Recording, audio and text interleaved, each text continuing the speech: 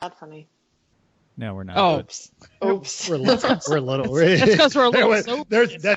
That's our perfect intro. That's right you. Yep. Get with it. Come on. Does your music not work? Oh, I was hoping your music It's a didn't bit work. loud. Jeff has speaker problems. Check that off. Not a speaker problem. It was just a little loud. It was, actually. Welcome to... You called me a suckhole on the group text? I did call you a suckhole in the group text. Shh. Because you're really late. Welcome to Everyone Racers, a show designed for the world of low-dollar suckholes and oddball car culture. It doesn't matter what kind of Lemachamp or Lucky Track Dog you run, SCCA or NASA, we won't discriminate, as long as you drive it hard and built it yourself. Join us each week for tech discussion, tips, tricks, as well as news and notes from the world of low-dollar endurance racing. And whether it's on the spot, hella sweet, or we're lucky enough and the guest gives us just the tip, we're sure you're going to giggle a little and learn even less. Everyone report to the paddock. This is Chris. This is Chrissy. I'm Jeff. And I'm mental. Oh, Chrissy? it's me. I'm sorry. I was messing with I never do this. Darn it. No one was going to tell you either. We were just going to let you sit out there. Oh, I was messing with my iPad. I'm sorry. We're everyone racers. I was waiting for one of you suckholes to add on to the. Oh shoot! Thanks for coming back and listening to another new car smelling episode of our podcast. It's episode 79. The new car smelling and 79 have nothing to do with each other. Just so you know. If you're not driving, make sure you get your bingo card because it has not been updated, but it's still fun because I think it's mostly still relevant. It is. Okay, and Jeff has an update that he would like to provide. Breaking news. No, it's not. It's not sorry. Breaking news. If you're wondering why this podcast is like several days late, it's because there was a bonus podcast in case you missed it. It was the St. Patrick's Day episode. Hi, laddie. And it was a delight. for some reason, the first 5 minutes are a little tough to hear. I don't know what happened with the audio, but keep listening. It gets way better after that. And we freely admit we were a little, if not a lot, drunk. So don't drink and drive your podcast, folks, unless you liked all that giggling. And then if not, we're sorry. And we will refund all the money we made from that podcast, which is 0.0. There it is. What Cool. you working on? Wait. We should do the roll call. Everybody sober tonight? Yeah, Actually, so yes. far. Wow. Guest? Yeah, totally sober. Sorry. Totally sober. Not And it's a nearly as Friday fun. night, too, so, I know. Anyway. We are recording this on a Friday, so all you Saturday morning podcasters will be fresh. So, what you working on? Jeff, why don't you start? Working on? I'm You're- going to start. Yeah, you're rolling through all these things, so just keep I'm going. sorry. We could switch it around, but anyway, Don't too be late sorry. now. I have I the like mic, and I'm not giving it up. So, the gentleman we yield did for a our question. podcast on Sunday at midnight. So this is really an update from Monday on. And Monday we all played hooky from work. Well, except for Mental, who doesn't have anything to play hooky from. And we worked on the cars and attempting to get them together. And am I allowed to curse on this podcast this week? Are we going to say okay it with always that? has an E, whether or not we curse or not. So All right. So yeah. we removed from the 1992 Datsun 300Z lots of fuckery. There was lots of stuff on that car that was absolutely unnecessary. And Chris and I spent a couple hours literally going, what is this? Go ahead, Chris. I figured out what one of the items of effery were. That huge long hose with the U-turn at the end of it that went through the chassis.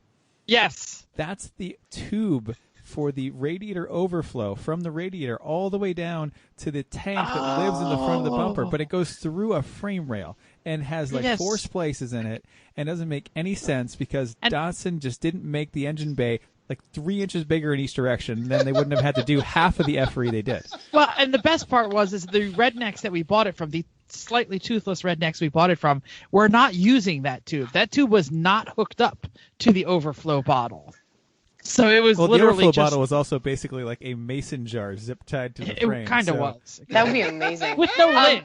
No. So I feel like you removed fuckery, but you actually, that word just became the word of the weekend. It wasn't just removing extra parts. It was it got brought into half of the sentences that were said It was around. kind of like the word Smurf, where you could use it in the sentence any way you want to. Like, hey, Smurfy Mental, did you Smurf the Smurf? I see, and I'm actually starting. Chris was actually starting to conjugate that as a verb and a noun by the end of the weekend. Mental and I had a lot of time to listen to you guys because we just did. I almost had it as a preposition.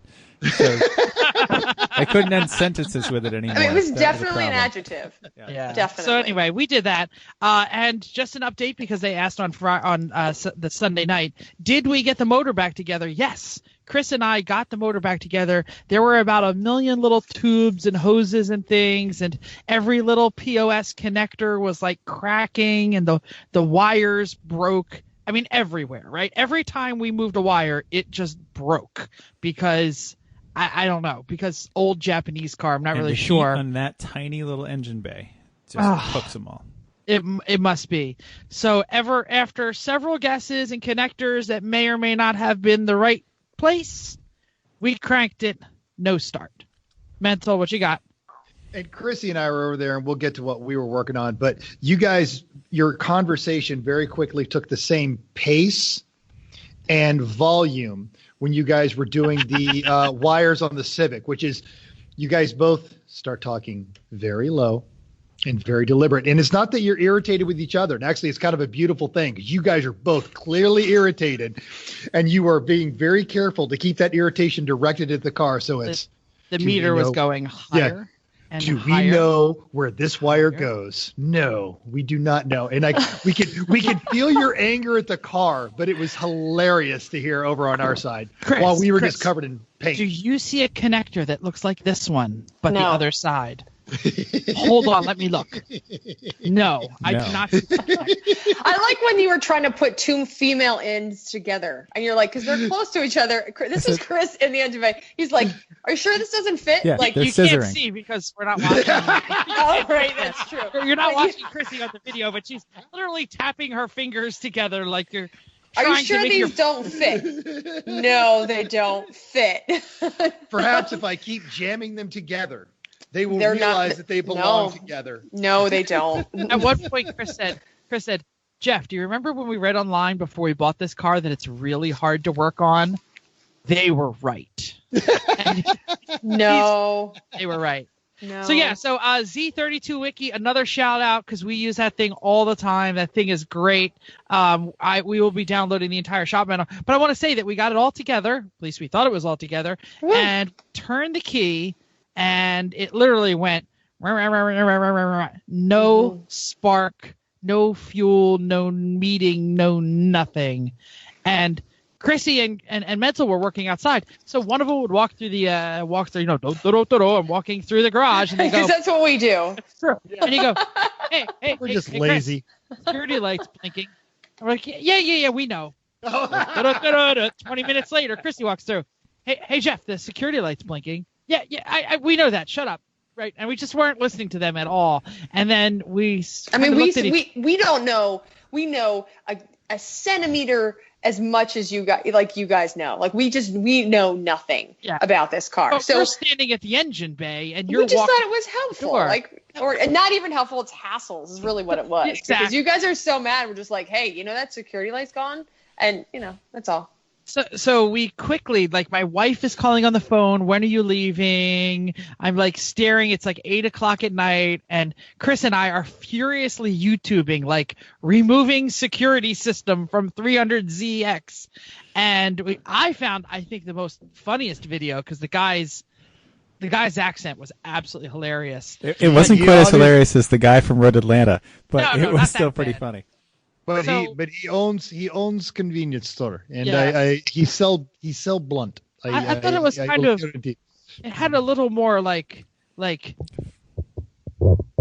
Russian in it. Like it was a little bit like Soviet bloc. Like it was definitely it's like Ukraine, north of Afghanistan. Ukraine. But anyway, so it wasn't quite Ukraine. His living room smells like incense, and he does not smoke weed. Yeah. So we quickly removed everything that was security system related, and we cranked again, and it chugged, but it did not fire. Someone Nope. cue the sad trombone music. We don't have So we packed it up. I went home dejected, and on the way home, I started to get seriously concerned that this car is going to be ready for pit race. Oh, we'll get it done. I'm not worried. Oh, will we? Okay. Well, we also That's have at some point we can call an audible and use Hamza's car. He knows it. It's ready. I know, but like, And it'll be great, and you'll be less We're going to be frustrated. so close. Well, Hey, if we will show up at get the track more Thursday hours. night with a car that might run, we'll get it running. Damn it. But then will it run all weekend if you run it? God, Hell no, yeah. no, It'll no, run no. great. Right? No, well, not even a little bit. That's know the end that. of Nobody mine. cares. Okay. Do we want Chrissy. to hear Chris's side of the story, or do we want to hear what Mental and Chrissy were doing next? Let's hear Mental and Chrissy's side. Okay, go ahead. Okay. So as we alluded to, Mental and I were painting the Civic, which was awesome. You guys are going to love it from 100 feet away. It's going to be awesome. Or 100 miles an No. hour. Or 100 100 or miles an 100 hour. miles. There you go. From the When stands. we blow past you, you're going to say, what a cool car. And I don't even remember what the rear of it looks like and how good it is. But anyway, it's a very intricate paint job. It's layered, so it just took us all day. We started prepping as soon as we walked out, and we worked until we stopped 8:00 p.m. So I think we worked on it basically all day. So it's a really intricate job, and it needs a little work, but it looks pretty good. I think, and especially from the pictures that I took, I think it looks pretty good. Oh, really? I didn't realize we were giving that away. Well, that was Giving not what a good away? one. We're not giving There it is. anything away. Okay. That's one of our guests.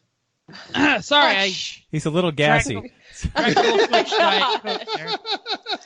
Okay. All right. So after that, I feel like I'm getting back to all the things I didn't do when we were doing the build weekend, which was 3 days straight of nothing but working and food. My house was a freaking mess.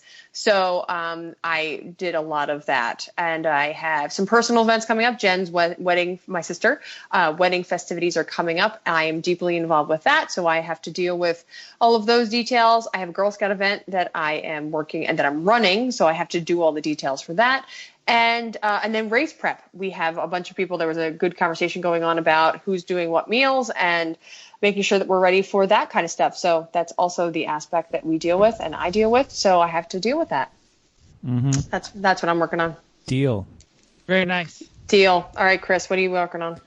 What Well, are you working on? Since the last Everything. show, let's talk about the Civic first. I have gotten the shifter bracket installed on the transmission and the cables done. I've made cable supports on both sides of the firewall so the cable doesn't move nicely. It's all very secure and nice. I have made clearance in the engine bay for the header, which meant I had to bend a lip down on the crossmember, which would have been super convenient to do when there was no engine in the way. But with an engine in the way, kind of hard. So it involved hitting it with bits from the port of power, like the extensions from the port of power up on top with a hammer. And then once I get them down, like partway bent down, I could kind of sort of wedge a port of power between the crossmember and the engine block and push it down that way. So that took me an hour and a half to clearance it. But now the header fits, which is good. So now I can make an exhaust. I made a heat shield for the header out of the stock manifold, which was good and involved a little welding, but it worked out fine. Made a coolant drain line because I realized we didn't plug the drain port in the radiator, because we were running the radiator upside down. So what normally is a vent port is now at the very bottom corner, so we got to do something with that. So I made this really long line with a plug in it so we can drain the radiator even without taking the splitter off, which is good. Yes, Jeff? Wait, we're running the radiator upside down? Yeah. I had no idea. That's a mental job. That means No, mental it's on stuff. purpose. But it's square, so can't you just Yeah. flip it? But if we did. But you can't flip it the other way because both the inlet and outlet are on one side. Oh, okay. So So to you get the can't. inlet and the outlet on the right side, you have Yeah, to run it because upside down. there ain't no room on the other side for anything because the motor's too big. So, yeah. But because it's a radiator with no cap, Doesn't really matter what side it goes. It doesn't really matter. It's- but we just yeah, have to make in sure or that out, same it thing. doesn't leak out. So this was a vent port on the top. Now it's at the very bottom, which is a perfect spot for a drain. So run a long hose out of that with a plug at the end that we can mount on the splitter at the back of it. So when I want to drain the coolant, I can just undo the plug in the end, and it drains right out. And it's actually really quite convenient. But it just involves a little hose magic to make it work. So yeah, on the Z, yeah, you described it pretty well. But while you were dealing with all the effery, I installed the radiator, which we got this clearance radiator from the Z place that they said on their website, we found this in the back of the warehouse, and it's kind of beat up, but it's still new. So it was under $100 for this. This radiator is this huge all aluminum It's radiator. ginormous. It looks like it would pretty well cool an F-350. It's simply enormous, and it fills all available space in the front of this car. So it fills more than the available space. You have to do some Z clearance to get that thing in. Absolutely, but it fits, and we are not going to have any cooling problems in this thing. We have this enormous radiator and the clutch fan that it has. It's going to be great. So got that in, got the entire front bodywork put back on, the fender, the bumpers, the bumper covers, the other things. That the airbox is this stupid, ridiculous thing that goes from two different throttle bodies behind the headlights, down into the front end, and then up to the middle, and it has this Y pipe into one AFM, and then the stupid airbox. Yeah, again.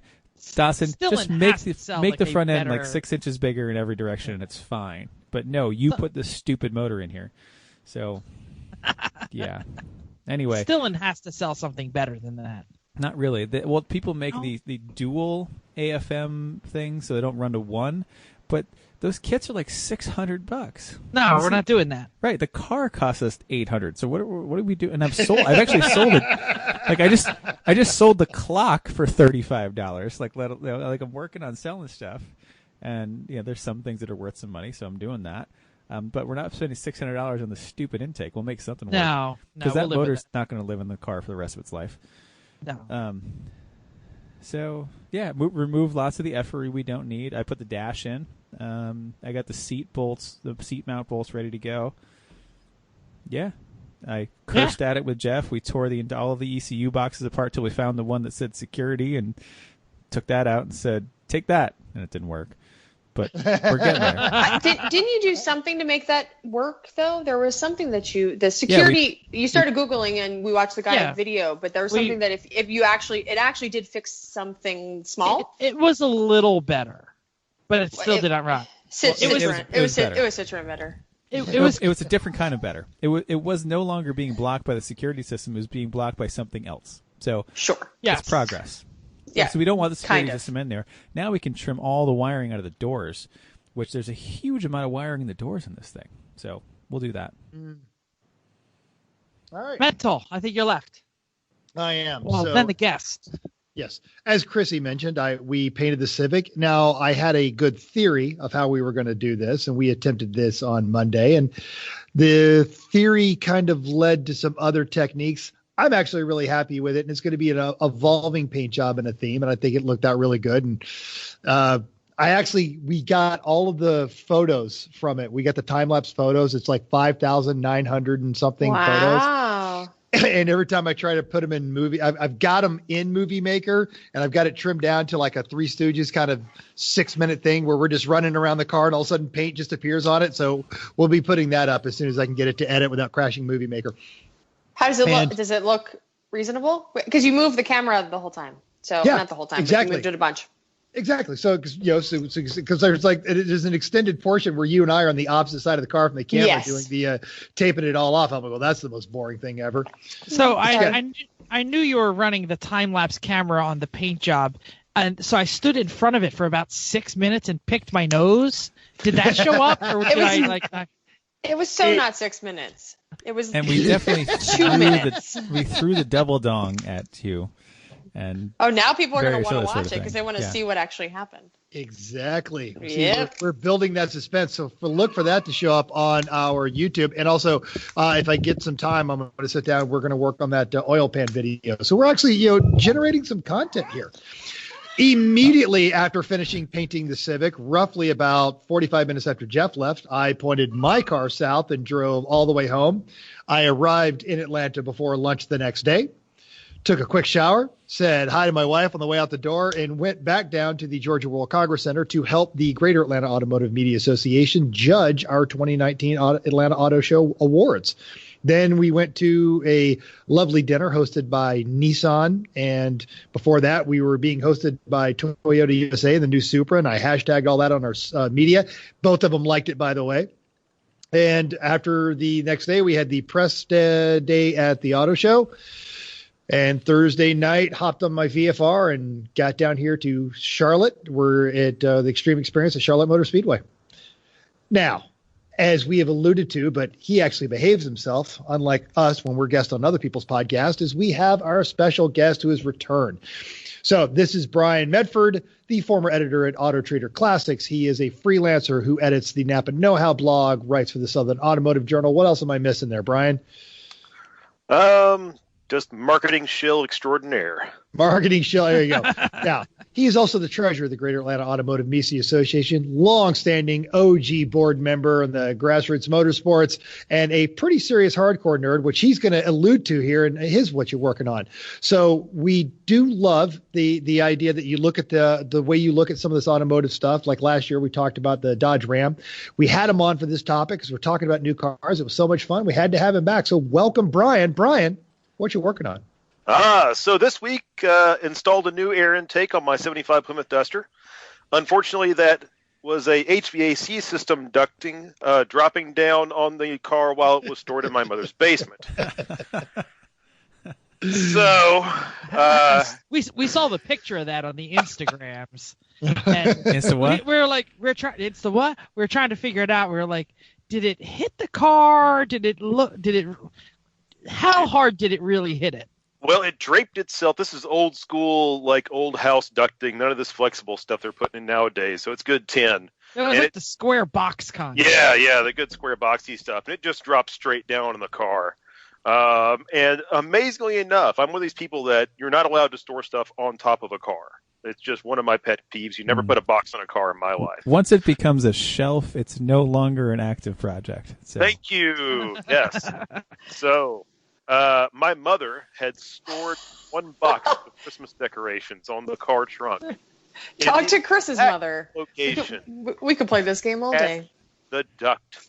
So the car escaped all damage, basically because my mom shoved a box on the trunk. Oh, nice. The box. Well done, saved Brian's it? mom. Oh, I didn't realize. Exactly. The box saved the car. That's It so kind of begrudging. looked like it was hovering in the picture. That's why I was that's like, what's awesome. going on here? How The hardest part.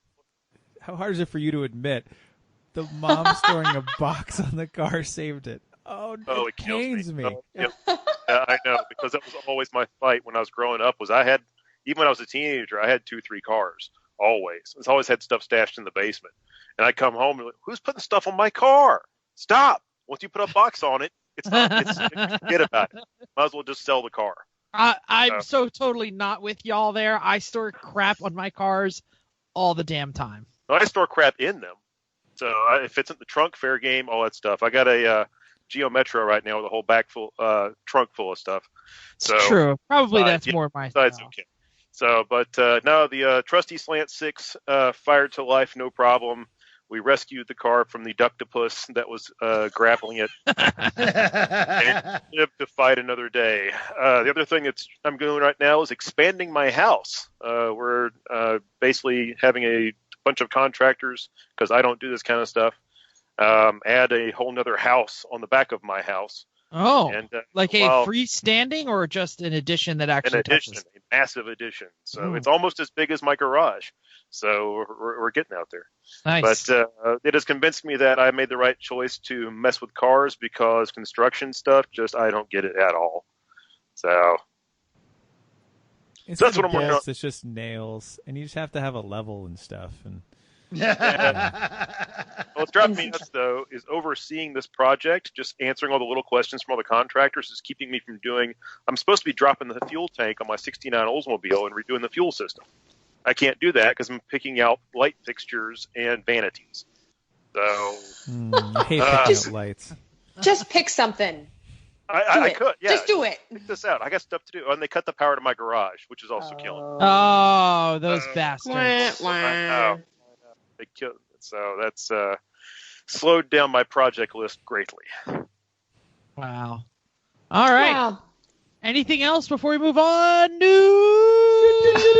and notes time. You didn't really offer an opportunity for people to No, you did. You're just like, anything we're else. moving You on. just All right. right in. Does anybody have anything else? Nope. No, moving we on. didn't, but I just wanted to hassle you No, about it. don't. We're not shut. No. Yeah, there it goes. Good. Fine. News News and and notes. Okay, so did you see the news about that cargo ship, the Grand America, caught fire? Yeah, I did. Yeah, right. Where a lot of cars were in those containers. That was early March. Apparently, that happened. Well, we found out that it was in them a lot of P cars, which I feel like we need to remind what. All right, we need to talk about P cars. Mental, hold your cries until you gets hear better. what kind of P cars. Right. But I feel like P cars, just for those people that are not so car enthusiasts that don't know what P cars are, because we say that a lot, that they are Porsches is what we're talking about. So there's other kind of funnish cars. And then I looked at what they were and I was like, I wrote fun cars. And I said, oh, they're a bunch of Audis. So kind of boring Audis, actually, have to admit there. But anyway. Exciting. But for German cement salesmen to drive around. Fine. So, they're going to Mexico. Well, they have to go to Mexico now. So this article states now that they need to start producing the now defunct 991 GT2 RS because there's so many of them were headed to Mexican customers that went away and they already paid for them, so they have to get them to them. So production was done in February, but the customers already paid. So let's get those manufacturing machines started back up. So yeah, this is actually kind of amazing because there are people out there who would give their left elbow for a GT2 RS. Oh, I'd give all of your left elbows. I would take everybody's left elbow on this podcast. But like I said, like they ran out of these. They sold out of these very, very quickly, and they stopped making them to move on and move the tooling on to the next model.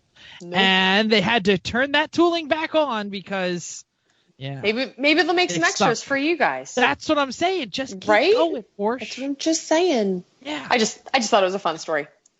Yes, Brian. Hold on. Brian said it has hand up. I'm just waiting for somebody to say this is an insurance scam. The car's never made it on the boat, or for the rescue operation to be launched to bring them back up. So I just want to say that I watch what is that island show? What is it? The Oak Island. The one nothing ever happens on. Shut up about it. Oh my God! All weekend with the Oak Island. How many of us would watch a show if they were uncovering GT2 RSs? All of us, right? Uncovering them from the bottom of the ocean after being burned, like, don't care. Like, there's nothing left. That's a lot of effort. I don't want any of that stuff that's been in the bottom of the ocean. They would get to the bottom, they'd be like, look, we found a windshield wiper. It's German. It's definitely from the 911. And then they'd be like, it says Audi on it. Never mind. Right?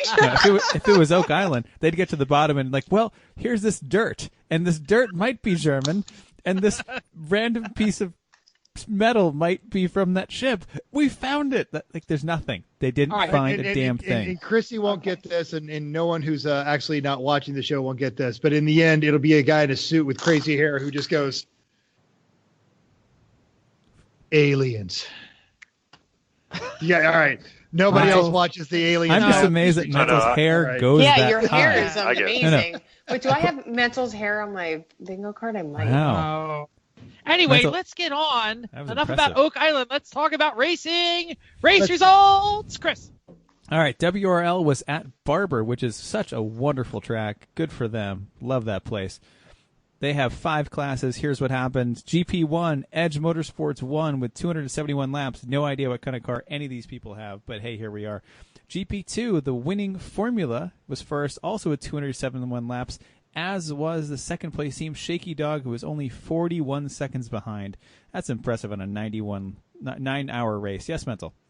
All right, so Shaky Dog, I know, runs a Miata, but I'm also, because it's Shaky Dog Racing, can I check Shaky Dogs off of my bingo card? We said Shaky Dog. Or because the cat was there with Chrissy meowing, I actually checked off Barking Dogs. Because meowing cats is like barking dogs. So, yeah.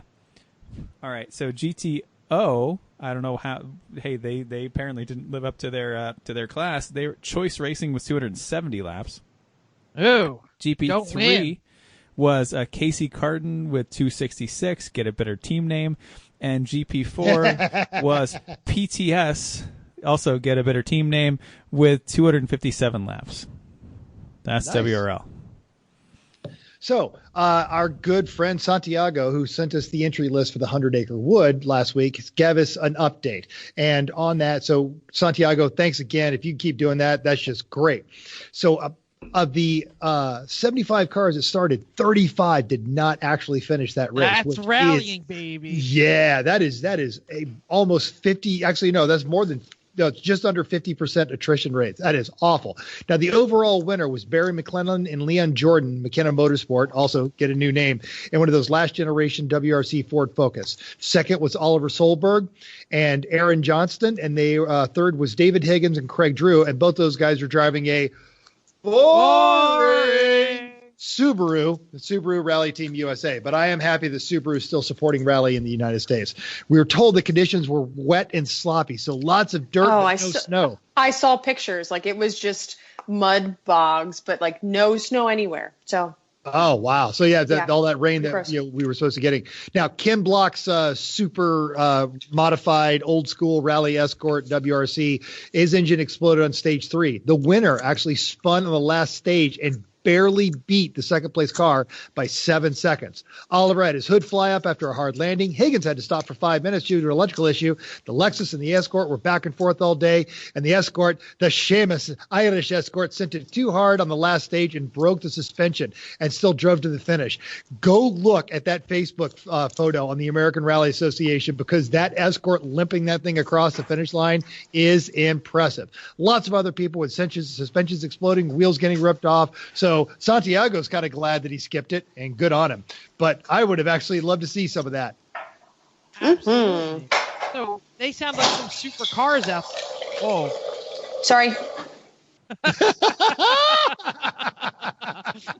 Chrissy dropping a pot lid as it spins on the ground. I don't know. I made that up. So, wow, that sounds like some supercars at the 100-acre woods. And we will say that supercars are great. Everybody wants one.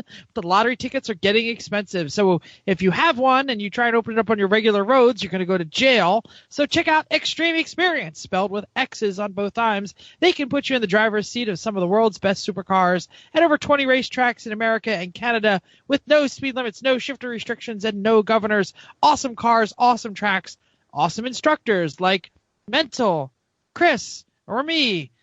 Mental, it says next weekend at Charlotte, but you're at Charlotte right now, right? I am at Charlotte. At Charlotte Speedway right now with E1R. So if E1R has got you, enter Everyone Racers and get 25% off when you book at xxspeed.com. Extreme Experience, it's your turn. Chris went away. He's next. No. Oh, sorry. Hello? Yes. Now, among things that are excellent and always have your back, you know who's excellent and always has my back? Chrissy's mom. So, hi, Chrissy's mom. But I understand that our elitist attitude towards our number one fan is kind of rubbing some folks the wrong way, which is not our intention, because Chrissy's mom, who is awesome, is not here to sow strife. No, but the rest of my family is now sad because they don't get shout outs. So first of all, my dad doesn't even listen. He doesn't even know I have a show. No, he used to pretend that he did. But he's why we don't curse anymore. Can you hear him? Yeah. Okay. Here's an end to that fuckery. Okay. So So yesterday was my sister's birthday. We surprised her while she was working her second job. We had a great time out at a pizza place. But my dad was like, I'm listening too. So my mom and dad listened together. And so I said, this is a shout out to my dad, who listens also, but occasionally feels left out. Hi, Dad. And happy birthday, Jen. Oh, happy birthday, Jen. Great. And now. Oh, sorry. No, go. Please intro. Listener feedback time. So Mental spammed our InstaWhat's with pictures from the Atlanta International Auto Show in 19. Specifically, one of the first ones was a selfie with the new Supra Z4 lookalike. A lot of comments on that. Eric K said he's not a fan of it in pictures, but he loves 90s Supras. That's pretty much everyone's opinion. Thanks, Eric. Good for that one. Bruce asked if Mental got to drive it. The answer is a big fat nope. Nope. Yep, the Pope of Nope said nope. Bunch of other people like Johan, Derek, Jerry, and Kyler were squealing and providing a lot of oohs and ahs. So, hey, thanks for Mental. He's checking in. He's making the posts. He's making the videos. He got to say to the guy at the Future Liner, I have a YouTube channel. So I know he got super excited about that. He did. He was like... he feels important. We're definitely going to be talking to Brian in a moment, but I don't know if you had any hand in getting Mental press credentials, but he was super excited. I mean, he was like pants tightening excited that he had press credentials. And I've had press credentials for the last 3 years. What I was excited about was the Future Liner. But this time you did it on Everyone Racers instead of like you actually write something once a year. That is true. That is true. So he did great. I love the Future Liner episode. Mental, next time, turn your phone lengthwise. I wanted to, but the way I was holding it, it was going to be bobbling too much, and I was worried about making people nauseous. It was great. It was like Mental stands in a doorway and talks about a big giant bus. No, actually, I loved it. But let's get on to it. It is the 2019 car show review. We have Brian Medford with us. We have topic time. I like Mental's intro. That was fun. I like that too. You guys are getting a little sexy with it. Topic time. So we're talking about the car show. We're talking about the Atlanta International Car Show. Mental, Brian, you were there. We weren't. Although Chris and Chrissy also went to the Philadelphia Car Show. I'm the only one car show-less because I usually wait for the New York Auto Show, and it hasn't happened yet. So why don't you kick it off? Mental, you want to start talking about some things? So absolutely. There was actually a lot of new models that were debuting, and they were hyping the stuff. And we've talked about this, but the Atlanta National Auto Show, this is not an OEM showing off to automotive journalists. It's actually the Georgia Automotive Dealers Association. They get together and they put this on the show, and then some of the OEMs support it with some of their cool stuff. We had the Caffeine and Octane guys. It's genuinely a cool show, and it's still going on this weekend. So, folks, if you're listening to this on Saturday, head down to the Georgia World Congress Center and walk around and check out a bunch of new cars. I would actually pay to go, and it's fun. They're doing the live drives. You got the slingshots. There's a bunch of cool stuff there. Yeah, Brian, why don't you kick it off? Tell us what you got. Yeah, definitely. So it's not your A-game auto show, but it is for what you get here in Atlanta. It's awesome, especially the ride and drives. I think that one of the best things you can do there is go walk on the show floor, then walk outside and go drive something. So, no big smoky burnouts, but they still got some fun stuff to drive out there. And then they tied in Caffeine and Octane this year, which was awesome. I mean, they did it last year too, but they really gave them a nice big chunk of the show floor this year, which is pretty cool. So I got to hang out with those guys a little bit, but then bringing out, there were some cool cars that I was just not expecting there this year. Some stuff that really blew my mind. It was really, there were some really neat vehicles that were, lots of hype around them. Some of them weren't so good. Some were. We'll get into that in a little bit, but definitely it was definitely worth my time. And if I had the time, I would have gone back, but unfortunately, I'm kind of booked right now. So it was great to go there and hang out the other day. Mm-hmm. Awesome. I'll open it up to the floor. Does anyone have any specific questions for Brian or Mental or whatever? Yeah, I've got a couple. So, is the Supra any better in person than in pictures? And this is coming from a guy who had a Z4M Coupe and thought it was gorgeous and loved it. So, yeah, Mental? It is. And I even posted this up. I went to the show kind of not wanting to like the Supra. And in person, it's got a striking profile. They got the sound down. Didn't realize, I guess probably because I just don't read enough, it's twin turbo. Yeah, it's a 340i, whatever they call it now, the N350. Yeah, Brian, you know more about this than I do. Well, I will also admit, I really wanted to not like the Supra when I got to the show. They've teased it for so long, I just burned out. I just didn't care anymore. And so finally, here it is in front of me, and I'm going, damn, it looks good. I'm trying not to like it from multiple angles. No, that's good. I looked at it, I'm like, you know what? No, it's a good size. I'm glad they didn't just tart up a F86 and call it the Supra. I'm a big fan of the older models. I love the Celica Supra, love the generations back, but this one, yeah, it's nice. And we actually got a chance to hear it at the dinner the other night. So I was outside when they were going to pull it in to finally store it, and they cranked it up, and it has the sound. It's got a nice sound to it. And I was like, all right, that's going to do it for me. Some cars just look better in person than in pictures, and other ones grow on you. Like, I have to say, a lot of Bangle-era BMWs have aged well. Oh, very well. Not the 745 IDE, whatever the hell that was. The first 7 Series after the best 7 Series. That was terrible. But a lot of other ones, like the Z4M. 3 and the 8 and the 5 all look wonderful. Yeah, so the Bangle series stuff has grown on me, and I'm wondering if this will too. So, anyway, good to know that it's better in person than it was there. It looked like the one that you took your selfie with it did have like a matte finish on it. It looked like a cool paint job, which probably helps a little.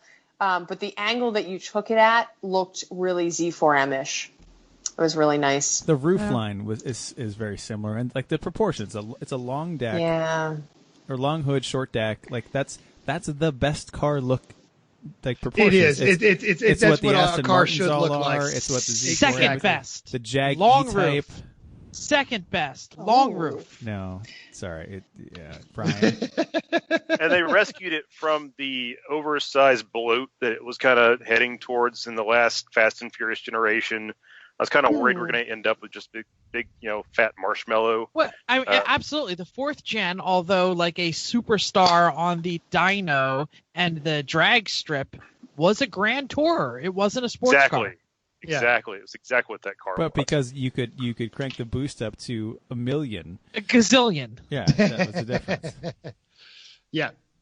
I think there's enough pressure inside the intake manifold of your average Dyno Queen 4th gen Supra to crush a World War II submarine. No, it'll just say danger to manifold when you're driving, that's all. Which incidentally is on the Blip Shift sale this week. Is the danger to manifold t-shirt. I will admit that I'm a little disappointed by the power output. I know the car doesn't weigh that much. I know it's a little bit over 300 something, but man, the Camry's got 300 horsepower now. So, more boost. MOAR. Yeah, I know. And having owned turbo cars, I'm like, all right, all I got to do is play with the wastegate a little bit, and we'll get this game on. But it still gets to 60 in 4 seconds. That's true. You did point that out to me. Yes. Yeah. It still hustles. And not only that, but it's is this the only iteration, or are they going to come out with the GT, then the Super GT, then the Super Duper GT, then the X, at launch, you usually don't get the top model. And in other markets, aside from ours, they have the 4-cylinder turbo, which is the BMW 2-liter that they put in the 330i and all that, and every single car they make in other markets. And they've actually talked about bringing that here. So they might even go down market to replace the 86 is a down market Supra. So that actually would be a good idea, because the A86 is a strikingly good looking car, supposedly handles well, but not enough power. It's too much Subaru. Yeah. The little press release thing that I also live streamed with Mr. Toyota waxing poetically about how when he met the Supra, it was like meeting an old friend. So I imagine that car is going to be around for a while. So you could probably expect to see some more iterations of it. Cool. All right, I had one question. Someone else has got to pick one up. Maybe Chrissy. Chrissy, because that actually leads into a lot of Chris's questions. Sure. Yeah. So I'm going to start with my Mazda 3. So I own a 2007 Mazda 3 with 227,000 miles on that chassis. She said chassis. Yes. Oh, just the chassis. And the power steering, which we just got a recall for, which is fantastic, which hasn't went bad, blipped for a second for 227,000 miles. It's been fine. So, okay, go ahead, Chris. I just love bringing a car into the dealer for a recall with 227,000 miles. And not the original engine or transmission, like not even the same kind, like different. Nope. Different cars. It entirely. says 2.5 outside because it's not a 2.3, which is what I bought it with.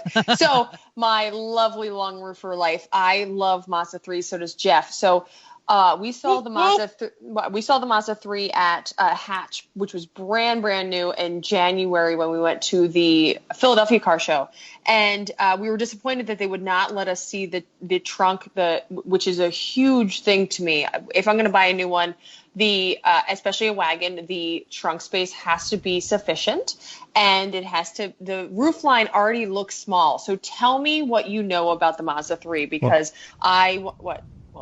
No, you keep interrupting me. I'm saying especially compared to the hatch of the Civic Type R. Like, that's a great comparison. Sure, but I want to know more about the Mazda 3 because it was quarantined off when we saw it, and I tried to pay the guy that was standing at the thing. We crawled all over it the night before. They let us get all into it. The guy was like, I said, could you pull the seat down just so it can like peek in to see me? He was like, no. And I said, what can I do to see more of this car? And he was like, look in the back door. And I was like, this is ridiculous. So tell me more about the Mazda 3, especially hatch, please. I mean, I know what it looks like. It's all from the outside. I know. I'm just, looking at it. I just want to hear. I want to hear about it. I'll let you go first because we were all over that car. We molested that car, the sedan and the hatch.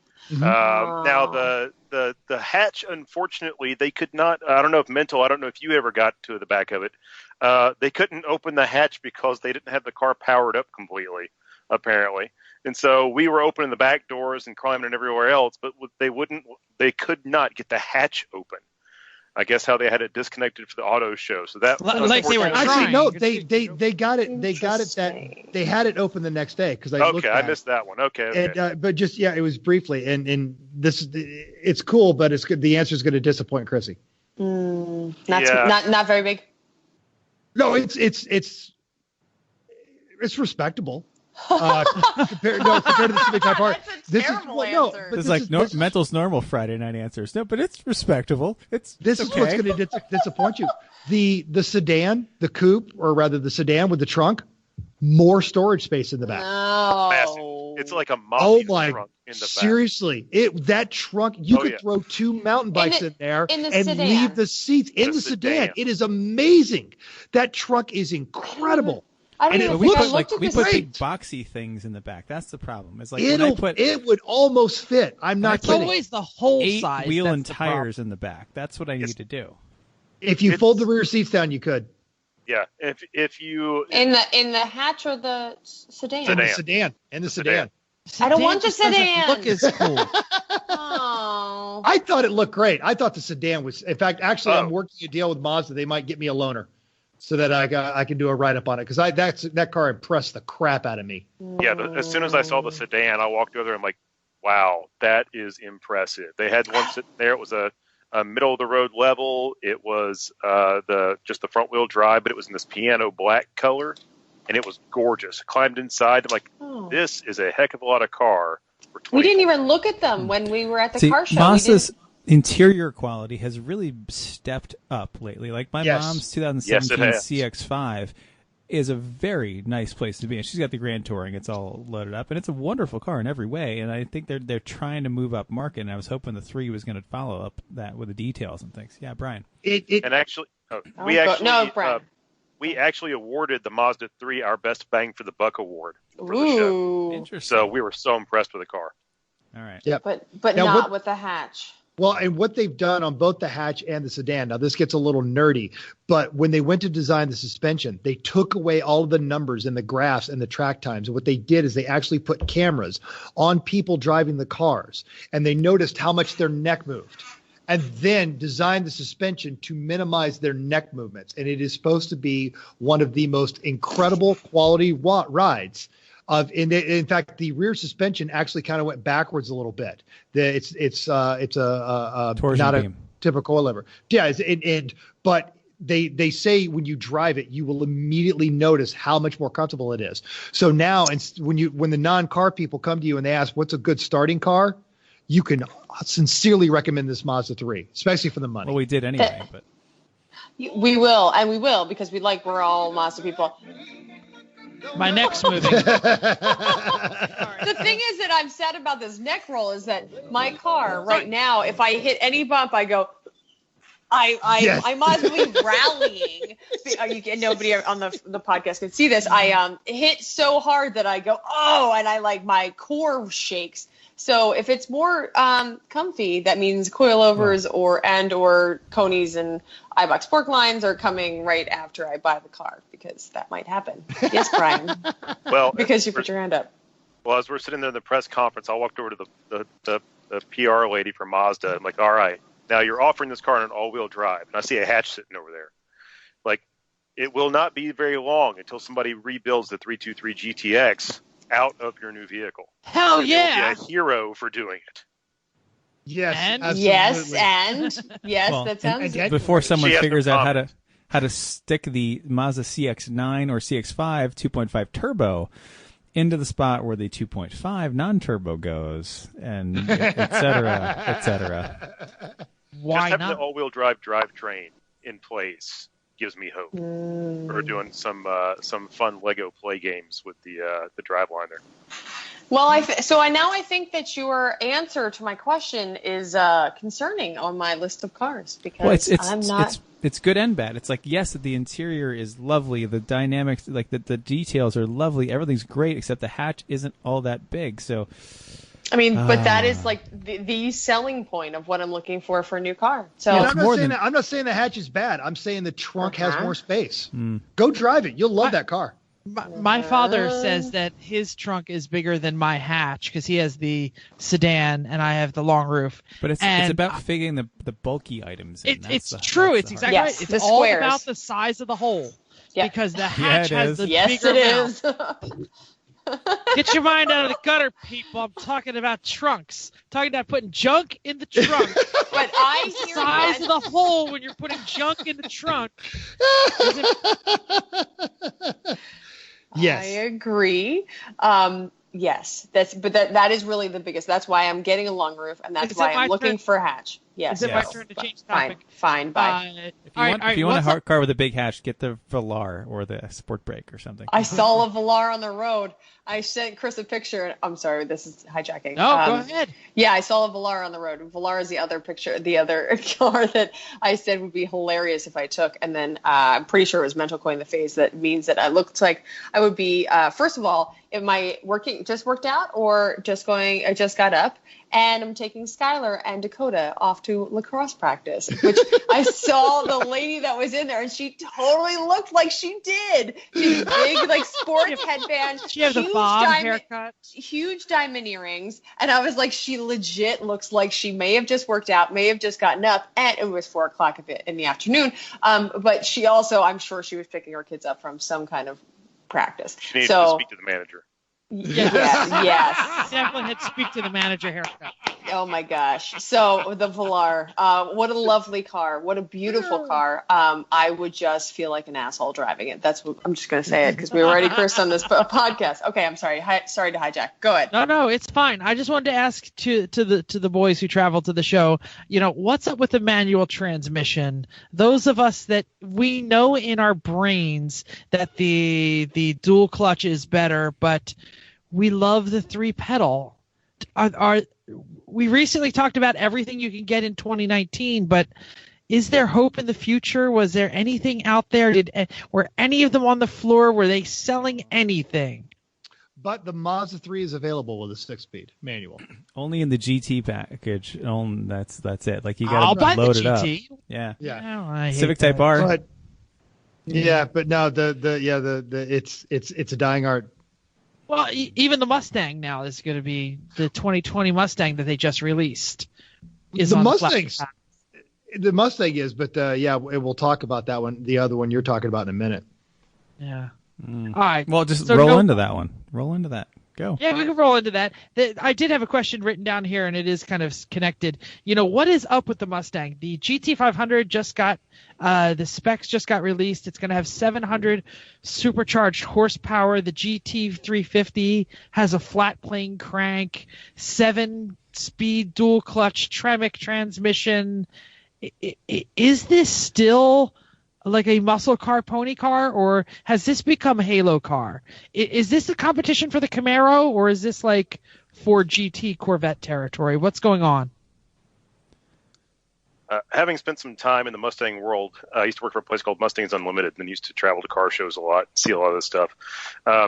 These guys who buy these cars will go out there and some of them will beat the absolute crap out of them on the track. So I don't think we've quite hit the Halo car territory on some of them, because seeing these guys go out there and just go to their local Ford dealership, pick it up, drive it home, no big deal. But the 700 horsepower, I mean, they were doing 640 just a couple of years ago, so it's not like they've gone too far up on the horsepower. But holy smokes, carbon fiber wheels. They finally fixed all the cooling issues. This thing is just absolutely looking like beast mode. It totally is beast mode. Yeah. And yes. so, and I have every hope that the people who buy them will absolutely flog the snot out of them. That do it. Some of them are going to end up in showrooms, languishing forever, never to be driven again. Sure, and you get the Shelby name on it immediately. And some of them will plow into crowds of people after Cars and Coffee. Well, of course. And I'm fairly sure some of them have already been signed by a Shelby post-mortem. So, yeah. We're making this car, Shelby. I know you're on life support, but just scribble on this plastic piece. Yeah. Just sign this dashboard cover. And don't forget, Shelby made a 1,000 horsepower car a couple years ago. I rode in it back in 2012. So, I mean, they've been inching up these horsepower numbers for a while. Ford just finally got on board with it. But they were still, like straight rear axled, ham-fisted Hoonmobiles. Now we're talking about carbon fiber and dual clutch flappy paddles. I mean, this is a lot of technology. I'm just amazed that we have a bunch of manufacturers making over 600 horsepower with a sizable warranty. Like you've got GM, Ford, Chrysler, Mercedes, BMW, Bentley, like Audi, all making all making 600 horsepower plus with a bumper to bumper and like 5-year, 60,000 mile powertrain warranty. That's really impressive. Yes. Yeah, yeah. No, go ahead, Brian. That is something I've pointed out to people lately about some of these specialty vehicles, but that you could go to the aftermarket and build it yourself and come up with something similar for cheaper. Yes. Would you prefer to be able to bring it to somebody when it breaks? Because it will after you flog it. And, that's the selling point I had for the Raptor, actually, for a couple of people. It's like, it's a great vehicle. You can build it yourself. You probably won't do it as well or as cheap. Yeah. Well, even like our AMG CLS 63, has 500 horsepower. I'm crushing 137,000 miles on it. It is completely docile to drive every day. But the fact that a 500 horsepower double cam giant V8, basically detuned race engine, lives this long and this easily and this happily is amazing. And now it's only getting better since then. Mm-hmm. Yeah. So, but to go back to your question, I think, honestly, I looked at the spec sheet on that Mustang and I thought they just took a Mustang and wrapped it around a Ford GT because, I think it looks like a Mustang, but no, that's a Halo car. That is every description of that car except for the quote unquote rear seats. It's a supercar. Yeah. 5 years ago, that was supercar territory, right? It's a supercar now. 700 horsepower, 7-speed flappy paddle gearbox. That's supercar. Yeah, cool. Absolutely. So this might be in line with the last couple of cars we talked about. What is the car that surprised you the most? Brian. I'll take that. So the car that surprised me the most and had me just gawking, oddly enough, was the Audi e-tron. Mm-hmm. So parked at the very end of the hall was the last part of the day. We walked through Audi, and I'm not a big Audi fan because as Mental pointed out, because I'm a mechanic and work on stuff. So I hate Audis. And I walked over to this display vehicle. It was up on a platform, so it was a couple of feet off the floor. And, of course, I checked the doors to see if it's open because I'm an obnoxious automotive journalist. And next thing you know, we got the doors open, we got the hatch open, we're crawling all over this thing. We didn't get in it because we didn't really want to get thrown out of the show. But the e-tron, it looks great. The interior looks great. We started looking up the specs of it online. The range is amazing. And it just blew me away seeing it in person. A lot of people haven't seen it. Why don't you explain it? That's exactly what I was going to ask. Can you tell me more about it? Because if you watch my hand raised, tell me more about it. What is it? So go ahead, Mel. Well, now the e-tron is Audi's new name for their entire electric powertrain, kind of like Quattro. But this e-tron, and you're going to see it show up in other stuff, is mechanically it's under the frame of the Audi Q8, which is their new full-size SUV based on the Atlas or Atlas size. But this thing is... I don't think it has much to do with the Atlas. It's much fancier than that. It's like an A8-based kind of thing. But is it a sedan or SUV? It's an SUV. It's a full-size... It's a full... It has got all the luxury that is in your Range Rover Velar without the pretentiousness, but at the same time, twice the pretentiousness because it's electric. But it's got a 266-mile range. You can do a quick charge on a full charging station in 30 minutes, get a 130-mile range on it, and it has got every automotive goodie you want. It was actually we actually ended up giving it the best luxury car of the show, regardless of its drivetrain, because that car had everything. It was amazing, and we didn't see it coming. We kind of like walked by and said, "Oh, hey, what's this thing?" And doors open. And it should also be mentioned that as soon as we were done fawning over it, and we kind of shut the doors to take a step back from it, immediately you hear the doors lock because whoever was watching us had the remote in their hand and go, "Oh God, journalists, get them away, get them away." Go away. Chris, you got something? Something just worries me about an Audi with even more electronics. Right? and less engine. Yes. Yeah, Brian. But all the stuff that scares me about working on the Audi is now missing. There's no timing chains. There's no turbos. I don't have to pull the engine to do half the stuff.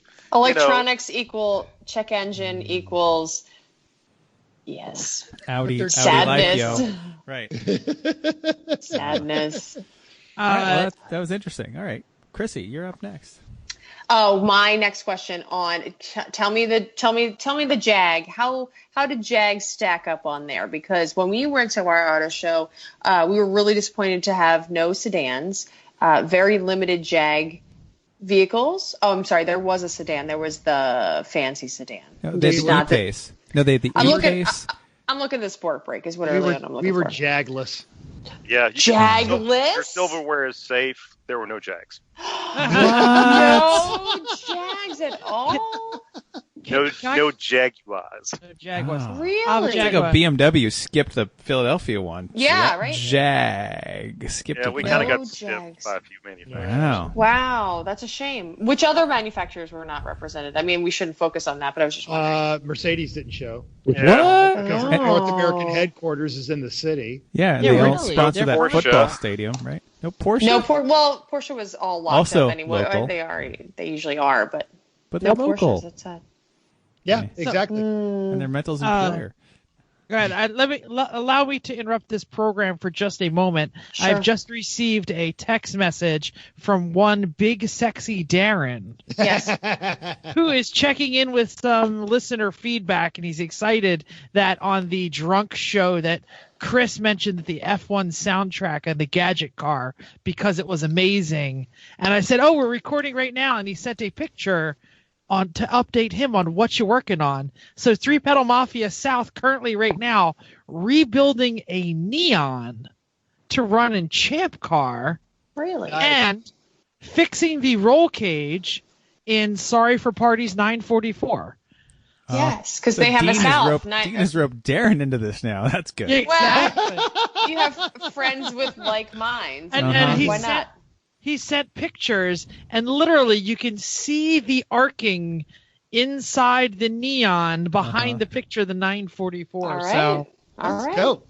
Yeah. Dope. Neons are competitive in Champ. The friends you make in Lemons. Isn't it fun? Exactly. Quite. They bring terrible cars to you that you must fix. Or we bring them to them. Speaking of terrible cars, I think Chris has a question for you. All right. What was the car that you were excited about but were the most disappointed in?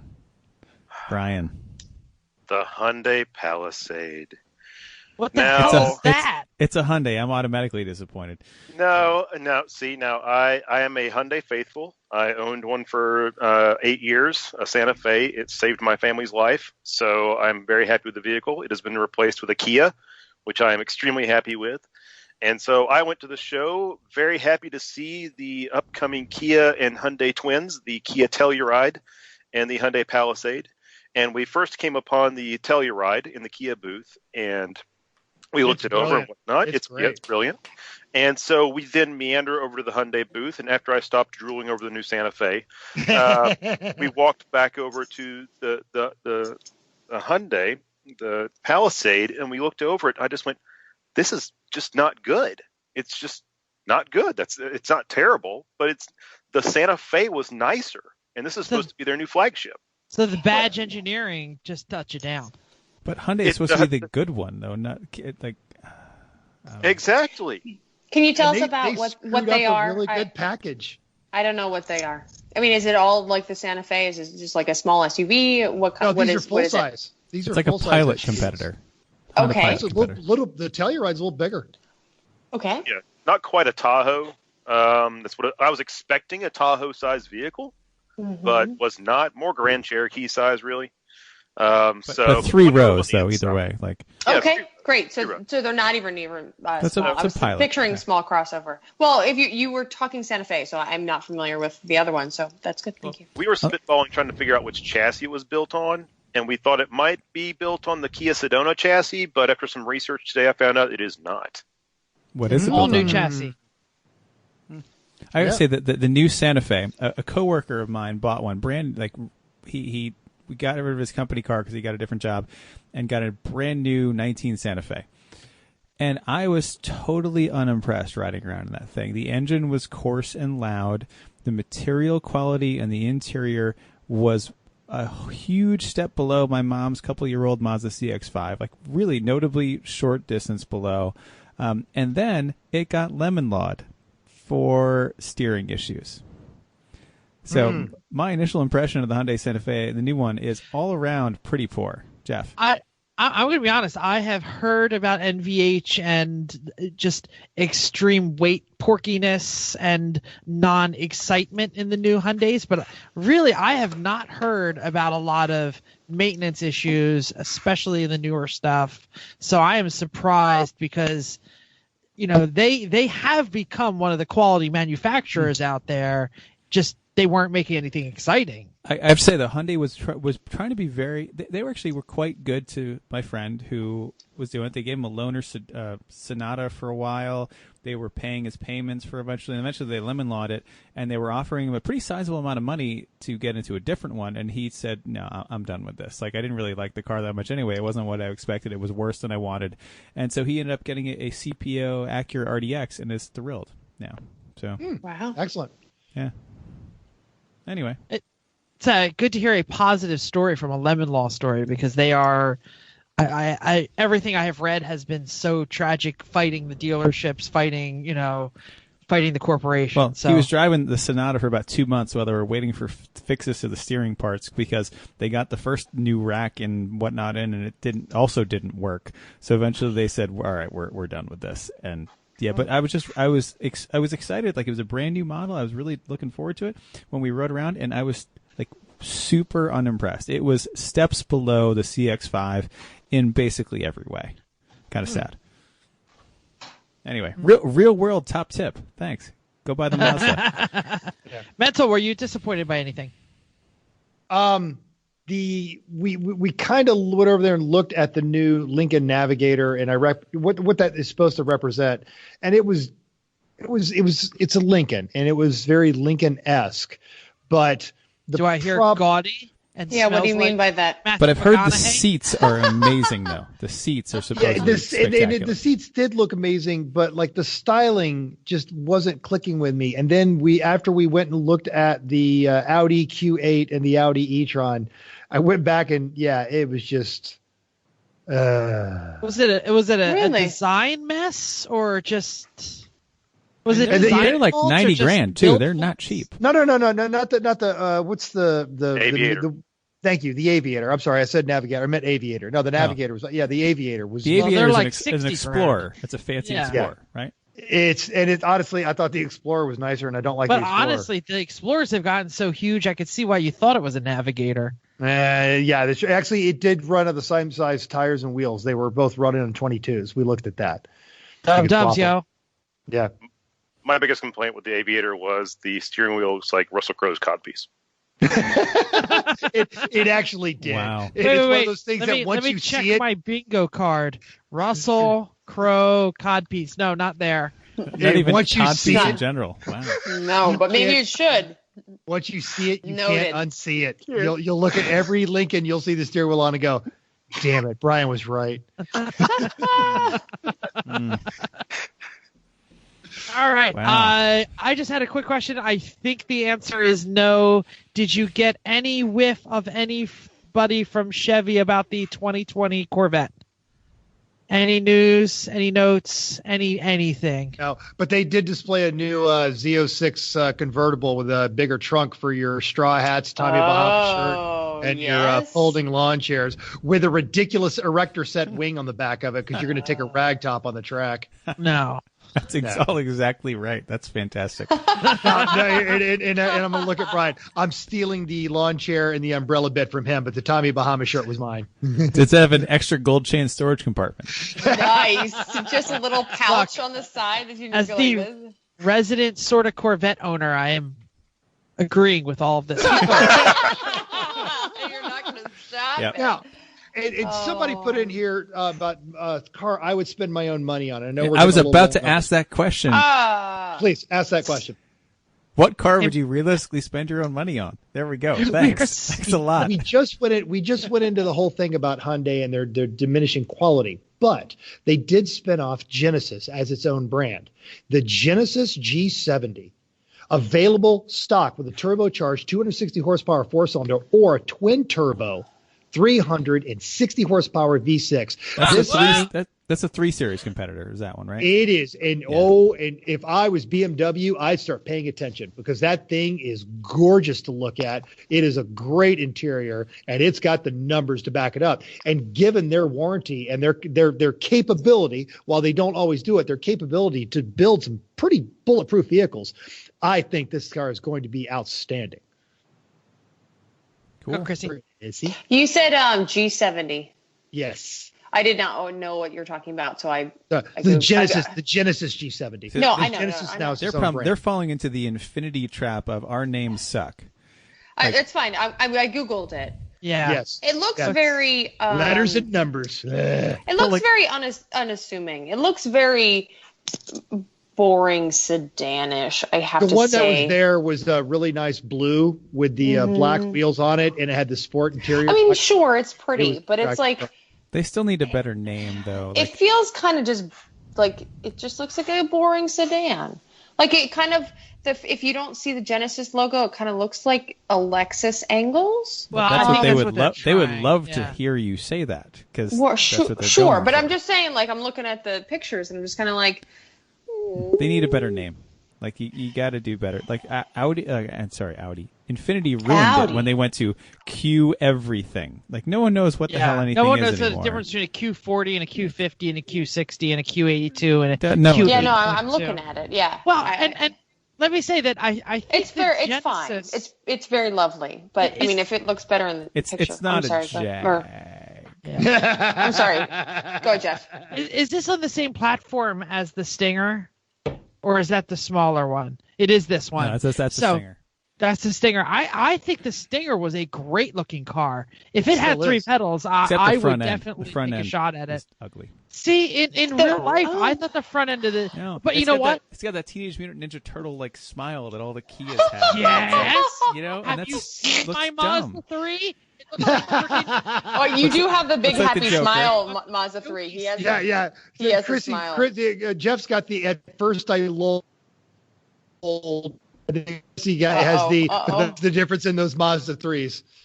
Oh, So, my front end, glorious. Way better, way better. Yours, big happy smile. Terrible. That's why I bought a black one and a dark gray one because it just blends in with the Yeah. big plastic mouth. But anyway, I think that the Kia Stinger again at least made a bold statement with a bold car. While the Genesis, I think, is just trying to look like Jell-O. It's just trying to fit in. It's like, it's unassuming. And actually, I didn't realize what the Stinger was. I'm sorry, I'm interjecting here, but I didn't realize what a Stinger was, but I sit in traffic a lot. And I was like, oh, that's a nice car that's sitting next to me. But of course it was orange. But anyway, I was like, oh, a Stinger. Okay. And I looked at it because I had time because I was sitting and doing nothing. 422sucks.com. 422sucks.com. So I was like, oh, the Stinger. So I didn't realize much about the Stinger. And I felt like I looked at that car more than I would look at your G70. I'm not downing your. This is an interesting concept from you of all people that you're saying that you would like this car and you would buy it with your money. I'm impressed and concerned and and okay. Luckily, I don't have any money. So Yeah. And his next purchase is going to be a certain blue CLS 63 eventually someday. No Just so way. we can do that burnouts. G70, yeah, exactly. That G70 can look as good as it wants, but yeah, it's not going to have air conditioned seats. It might. Brian, Actually. Brian, what I mean, kind of- that's really. I'm sorry. Go ahead, Chrissy. No, I was just going to ask Brian what kind of car he was going to buy with his own money.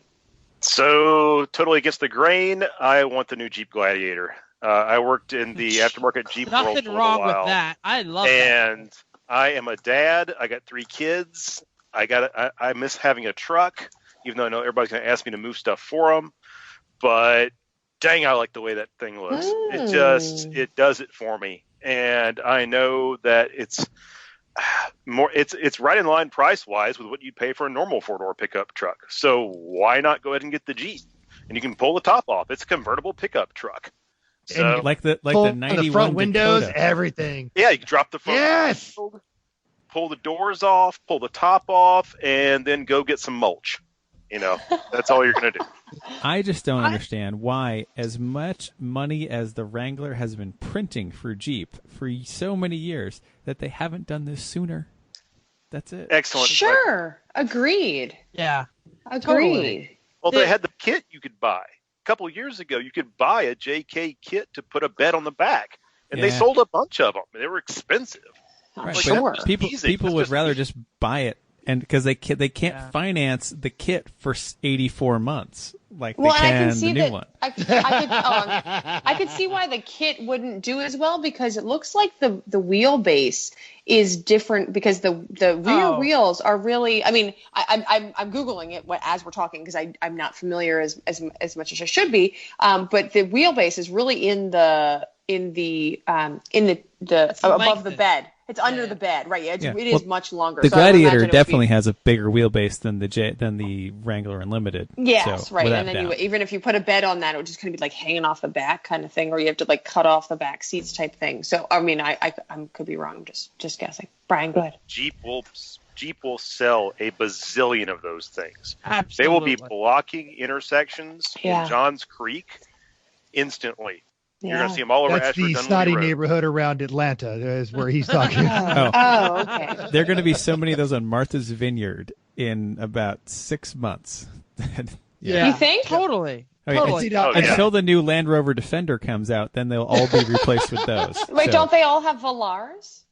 Well, see, now No, that's there's an old money thing about getting an old car that's in really good shape. So they all have like old Land Rovers, old Land Right. Cruisers, old Broncos, old And Jeeps. stop buying the Scouts. Save that- Damn it! If the Scout becomes popular, I'm a dead man because I want one so bad. I'm going to sell my liver for it. You have Wait, an you- international you- truck in wait, your you can have- driveway. But I was going to say, you No. have 2 kidneys. You could sell one of those and then make True. you a little closer. Very good. Thank you, Chrissy. No And if you problem. listen to the Freakonomics episode about how much good it does as an unattached donor to give a kidney, it like cascades into like 8 people getting new kidneys. Actually, I so know. But I now, don't- Chrissy, I Well, would give say- him all the monies, though. I'm sorry. that would Well, be the antithesis of the Velar. Is so you're laying over in traffic and you see her there with her giant diamond hoops, and maybe she's on her way to the gym, maybe she's on her to quote on book club, and she's got Skylar and Dakota in the back of there. You, on Yes. the other hand, are in your Jeep Gladiator.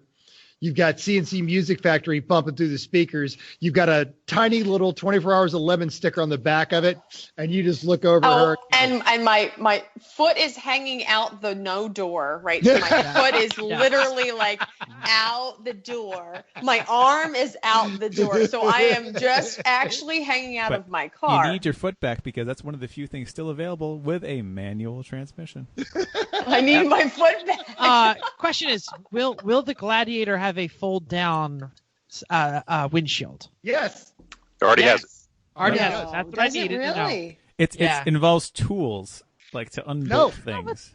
Like no, it comes apart fairly easily. It's better than the current generation Wrangler. Really, does not. better than JK. Interesting. Yeah. The new Wrangler does not need any tools to fold it. Cool. Yeah, the JK you still needed tools, but I guess the JL apparently, according to Brian, does not. Cool. I support this decision. I like it. All right, so everyone likes what Brian said. No one likes what Mental said. That's pretty much round up where we're at. This is the story of our life, though. Like, Brian is right, Mental is wrong. Done.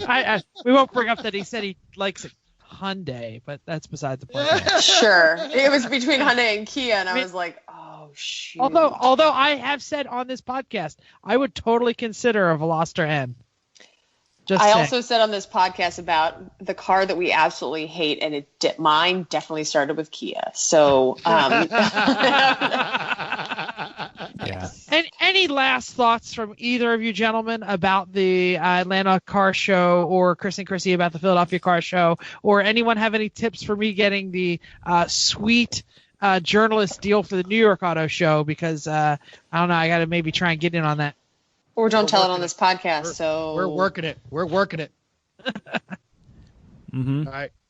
Anything else to plug about the show?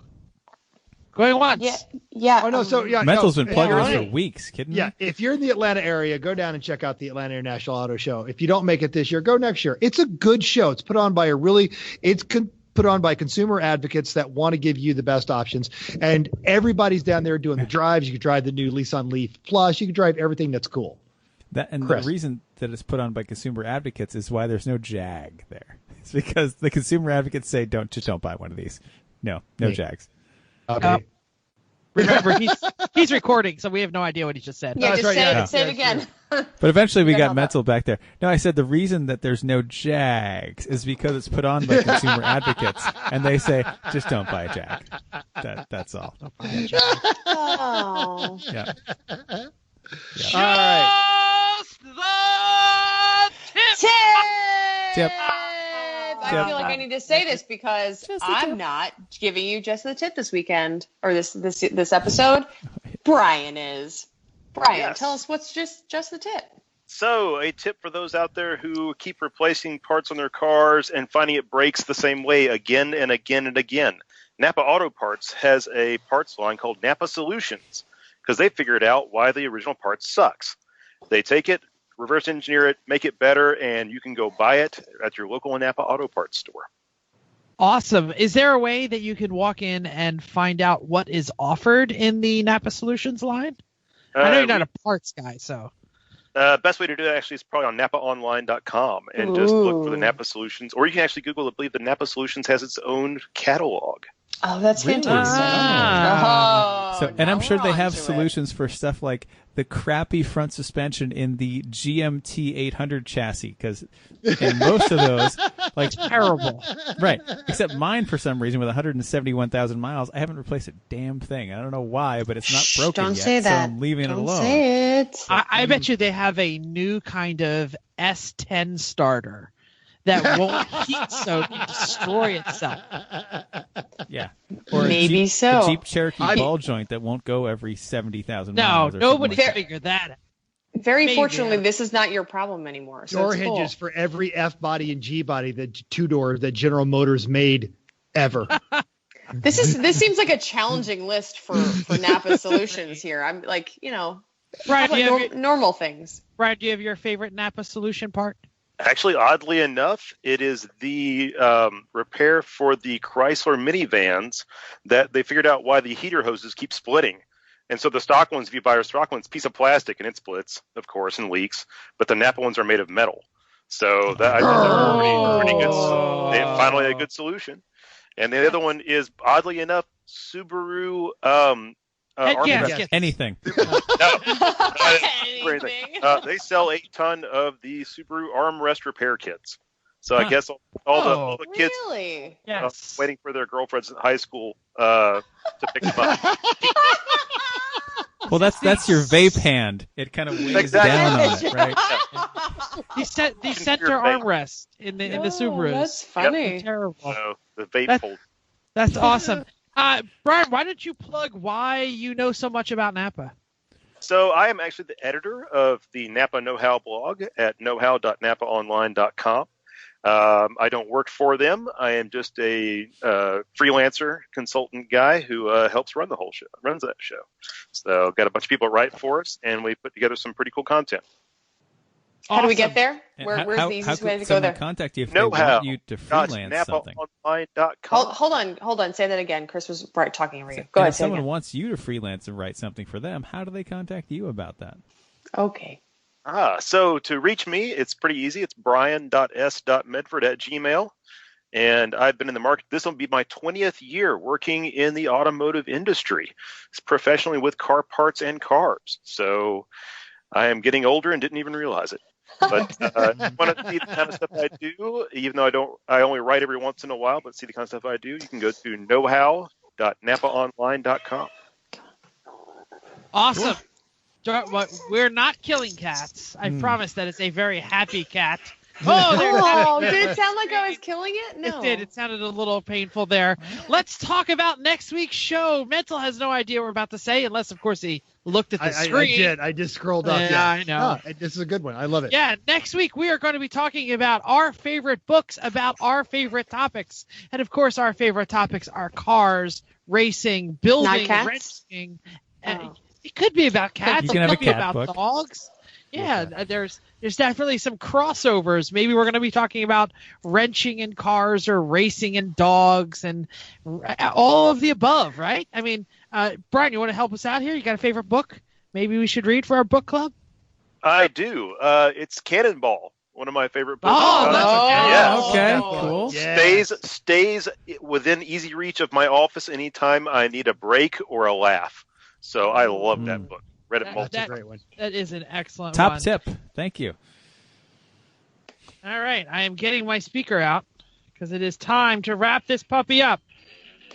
Thank you for downloading us. And thank you, Brian, for coming and talking parts, new cars, and all those other things. And why did my speaker turn off? Because it's just speaker. Battery must be low. We hope you enjoyed this week's edition of Everyone Racers. We hope you join us in the world of driving, racing, and building, because everyone can be a racer, even you. If you enjoyed this podcast, subscribe. It's totally free, as my speaker keeps turning off. It's totally free. Then that's go to our budget iTunes. for you. There you go. That's right.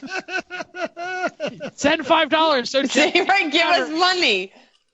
No, seriously, give us a 5-star rating. That's better than $5. Go to iTunes, give us a 5-star rating. Even if you hate us, give us 5 stars and tell us why. If you have any questions or show ideas, drop us a comment on our Facebook page, Everyone Racers, or email us at everyone.racers@gmail.com. Find us on Instagram or Twitter at Everyone Racers. Thanks again, and until next week, keep the brand new shiny side up. Unless you're driving a new Velar, then both sides are shiny. But keep the wheels down.